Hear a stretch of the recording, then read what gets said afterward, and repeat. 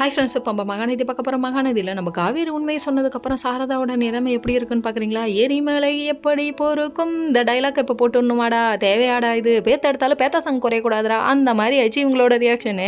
என்னடா அது போகிற இடம்லாம் பொழந்து கட்டுறாங்களேன்ட்டு நம்ம சாரதா ஒரு பக்கம் ஃபீலிங்ஸில் உட்காந்ததால் அந்த பையனை கூட்டுவாங்க பேசுவோன்னு சொல்லிட்டாங்க. ஏதோ ஒரு விதத்தில் ஓரமாக நம்ம விஜயோட நினப்பு வந்துருச்சு போல். சரி, இதெல்லாம் ஒரு பக்கம் இருக்க, இன்னொரு பக்கம் நம்ம காவேரி ஃபோன் அடித்து எடுக்கவே இல்லைங்க. அதுக்கப்புறம் கங்கா இருந்துட்டு என்னடி இந்த விஷயத்தை என்கிட்ட கூட நீ சொல்லாமல் மறைச்சிட்டேன்னு சொல்லி கேட்க, அப்படிலாம் இல்லைக்கா, சொல்லக்கூடாதுன்னு இல்லை, என்ன அவர் நல்லாவே பார்த்துக்கிட்டா இருக்கான்னு விஷயத்த சொல்லு. இப்போ மட்டும் அவருன்னு, இதுக்கு முன்னாடி என்னை பார்க்காதீங்க விஜய், என்கிட்ட வராதிங்க விஜய், என்கிட்ட பேசாதீங்க விஜய்னு எத்தனை விஜய்.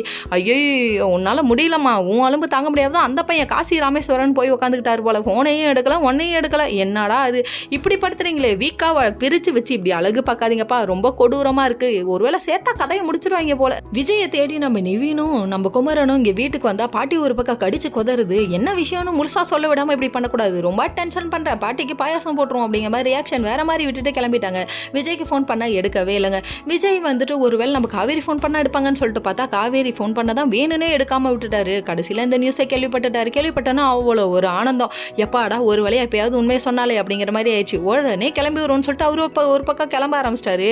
தம்பி பண்ணு பட்டரச்சாம் சாப்பிட்டுட்டு இருக்காப்ல, லைஃப்பில் முக்கியமான மேட்ருப்பா, பண்ணு பட்டரச்சாமெல்லாம் வச்சுட்டு வாப்பா, அப்புறமா பார்த்துக்கலாம் அப்படிங்கிற மாதிரி ஆயிடுச்சு.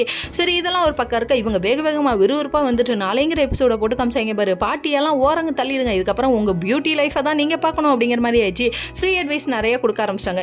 என் பொண்ணை இப்படி ஏமாத்திட்டே, என் பொண்ணு அப்படி ஏமாத்திட்டேன்னு சொல்லிட்டு நம்ம சாரதா புலம்புறதை பார்க்கணுமே. நாங்கள் 2 பேருமே ஹஸ்பண்ட் அண்ட் ஒய்ஃபாக வாழ ஆரம்பிச்சிட்டோம்னு சொல்லிட்டு விஜயே சொல்ல ஆரம்பிச்சிட்டாரு. அதுக்கப்புறம் சேர்த்து வச்சிருவாங்கன்னு நினைக்கிறேன். ஓகே, தொடரும். Okay friends.